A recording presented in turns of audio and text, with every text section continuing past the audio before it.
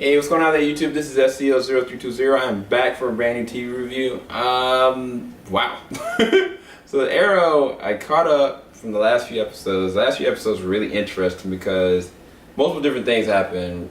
Ray Palmer finally completed his Atom suit.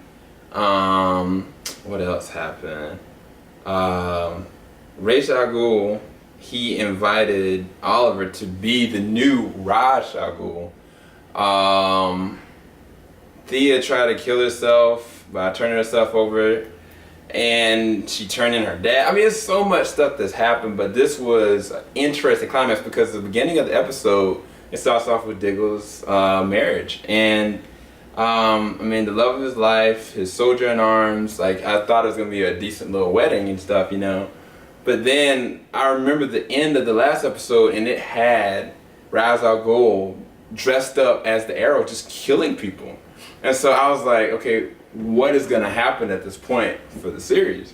So as soon as it starts, the first thing that they get a message of during the wedding, which I thought was really interesting because seeing how Felicity interacts with Oliver and just being really flirtatious. The past few episodes, she's the one that's got him right back on target. She made one statement before, is like, you know how I want to be happy just as long as you're in my life, you know?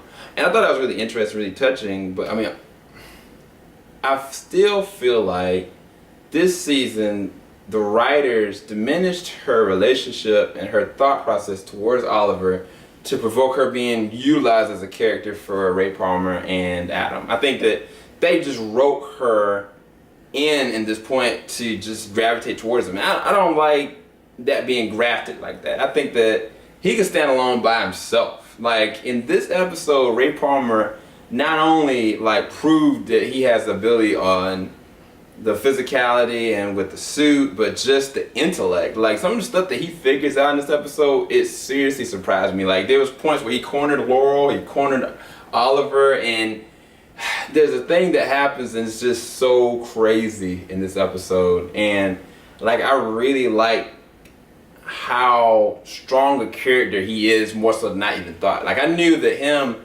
kind of taking the empire from Oliver and making a name for the city, like, I thought that was really interesting in the beginning, but seeing him like this, I was like, okay, he's actually a force to be reckoned with to a degree.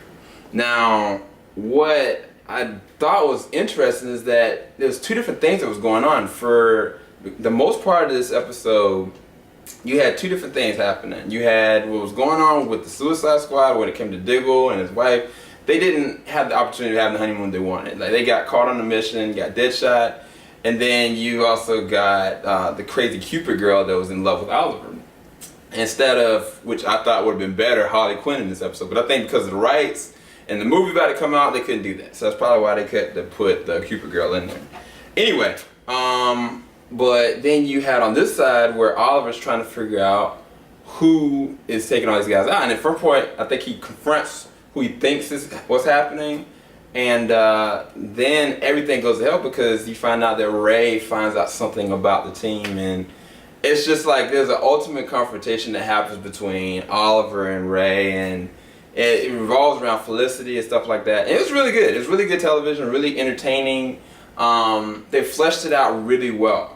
Now, the other side of it that I really liked was the fact that Lautner, or Deadshot, they get to see parts of his past and the reason why he killed Diggle's brother and the reason why he became who he is. And I mean, I think that this is really awesome because I get to see symbolisms of what Will Smith is going to encompass when he brings his stuff into the role of Deadshot. And I think if anywhere near close to this, it's going to be really awesome because this whole side story in and of itself was really well fleshed out story. I mean, they could have just had just a Suicide Squad episode, and the name of the episode is actually Suicidal Tendencies, but they did a really good job of going and bouncing back and forth in between. The only thing I don't like I said, is how I feel like the writers just pushed Ray and Felicity's relationship together. And I can tell that Felicity still loves Oliver, and there is certain things that are happening, but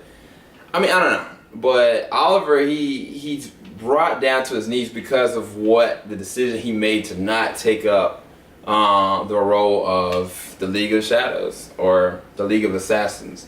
And so what comes at the end of this episode, I did not expect at all. I knew it was gonna get down to that point, but it was messed up. It was seriously was messed up. And then you've also got the detective, or the captain now, Laurel's dad, that's so mad with Oliver and the team because of like what's happening, letting Sarah die. And to be honest with you, if any of y'all remember the cartoon episode, if any of y'all remember the comics, there was a story arc where Commissioner Gordon, he finds out that not only his daughter Barbara Gordon is Batgirl, but she dies in the same exact episode.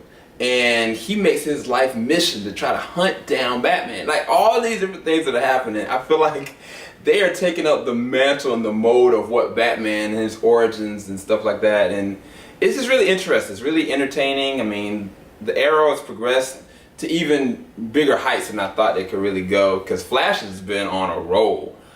This week's episode of Flash wasn't as overwhelming as I thought it was going to be, like last episode, but it was still a decent episode. It's really good. But this one, I really liked that they could go in between two different periods, and they were able to tell certain flashbacks that weren't about Oliver necessarily or anything about the Arrow, but it was really good origin stuff that was happening in this one. And even like having Amanda Waller and the origins of what's going on with Hive and all these different kind of things, it was a really good episode. It was a really good episode. I just didn't like the Felicity and the Ray thing, but I might be a freaking Oliver and Felicity shipper. Who knows? Maybe that's my problem. But anyway, hopefully y'all enjoy my review. I think that I'd probably give this episode I give it a 9 out of 10. I actually really enjoyed it. It was really great action. Oh my gosh, Ray's suit in action. The CG for this was actually seriously legit. I actually liked it, but there were certain things that I didn't like what Ray did. But it was really good action. It's really good action. But definitely go and check it out on cwtv.com. If you like this review, please leave a like below. If you have any comments, definitely leave whatever you have to think about the episode. If you've seen it already, in the comment section. If you want me to do a spoiler-free review, I can do that. But leave in the comment section below. If 3 of y'all say I should do a spoiler review, then I'll definitely go and do that. Joe looked at it with me, but he's doing some other stuff. He's working on a major project, and I think he really enjoyed the episode too. So sorry he couldn't be here today, y'all. But anyway, this is SCL0320 signing out. Hopefully y'all check out the episode as well. I think it was episode 17. Suicidal Tendencies, y'all. Later.